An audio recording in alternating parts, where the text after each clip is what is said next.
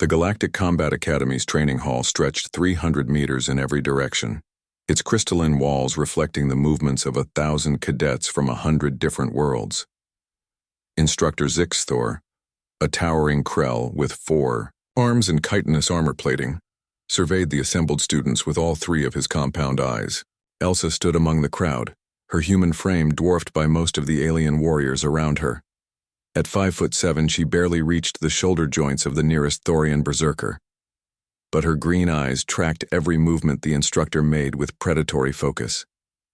Today, we discuss dual-wielding, Zixthor's translator box crackled. A romanticized fantasy perpetuated by primitive cultures across the galaxy. Let me be absolutely clear. No species can effectively dual-wield weapons in actual combat. Elsa's hand shot up. Yes, Cadet Elsa? The instructor's mandibles clicked with what might have been amusement. Why not, sir? Zixthor's chitinous plates rippled with something resembling a sigh. He had been teaching for 40 cycles, and humans always asked the difficult questions. The neural processing required to coordinate 2 separate weapons, each with different trajectories, attack patterns, and defensive capabilities, exceeds the cognitive capacity of any known species. Additionally, dividing your strength between 2 weapons reduces the force of each strike. It is mathematically, physiologically, and tactically inferior. But sir, Verk interjected from beside Elsa, his dark eyes gleaming with mischief, humans have been dual-wielding for thousands of years. Our historical records show... Historical records show many things, Cadet Verk, Zixthor interrupted. They also show your species once believed your planet was flat, and that you were the center of your solar system. Historical practice does not equal tactical viability. Murmurs rippled through the alien cadets. Several of the Krell in attendance clicked their mandibles in agreement. A group of Zenthari with their 6 manipulator tentacles swayed in what passed for laughter among their kind. Elsa stepped forward. Permission to demonstrate, sir? The training hall fell silent. Even the ever-present hum of the gravity stabilizers seemed to fade. Zixthor's 3 eyes focused on the small human female with renewed interest. You wish to demonstrate dual-wielding? He asked slowly. Yes, sir. Against whom? Elsa's smile was sharp. Against you, sir. If you're willing. The silence shattered into a cacophony of alien sounds, clicks, hisses, thrums, and what might have been gasps from species that breathed. No cadet had ever challenged an instructor to combat demonstration. It simply wasn't done. Zixthor's mandibles spread wide in what humans had learned to recognize as a Krell smile. Very well, cadet. Choose your weapons. Elsa walked to the weapons rack, her boots silent on the training mat. She bypassed the standard-issue plasma rifles, the Thorian warhammers, and the Zenthari energy whips. Instead, she selected 2 identical curved swords, human-forged katanas from Earth's classical period, replicated with molecular precision. Verk watched from the sideline, arms crossed, grinning like an idiot. He'd sparred with Elsa 1,000 times in their 2 years at the academy. He knew what was coming. Zixthor selected a single weapon, a massive Krell warblade that required 2 of his 4 arms to wield properly.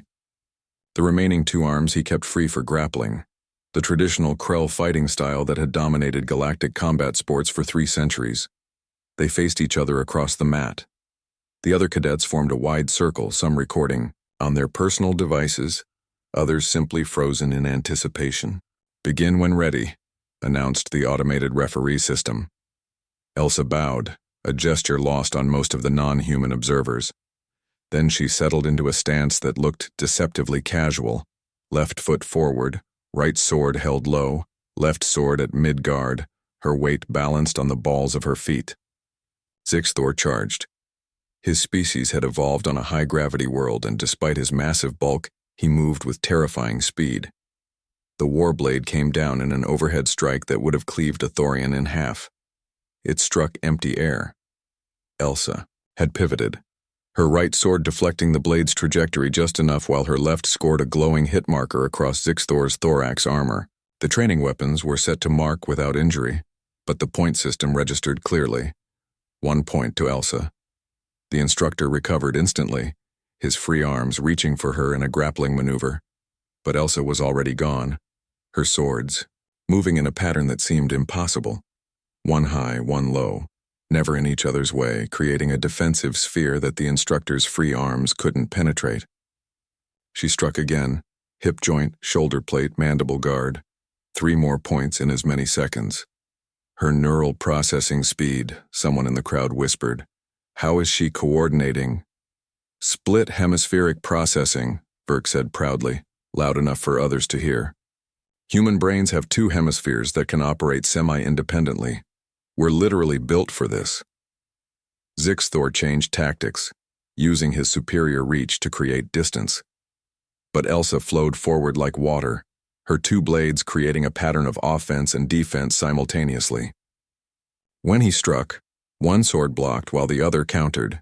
When he tried to grapple, both swords were there, redirecting his arms away from her center mass. The match lasted 3 minutes. When it ended, the score was 18-2 in Elsa's favor. Breathing hard but grinning, Elsa stepped back and bowed again. Zixthor straightened, his 3 eyes blinking in sequence, a Krell gesture of profound respect. It appears, he said slowly, that I need to revise my lecture materials. The training hall erupted in sounds of amazement. Cadets from a dozen species crowded forward, asking questions, requesting demonstrations, analyzing the fight on their devices. Zixthor raised one of his arms for silence. When the hall quieted, he spoke clearly. Let this be a lesson to all of you. Never assume you know the limits of what is possible. The galaxy is vast and evolution has taken countless paths to create countless solutions. He turned to Elsa.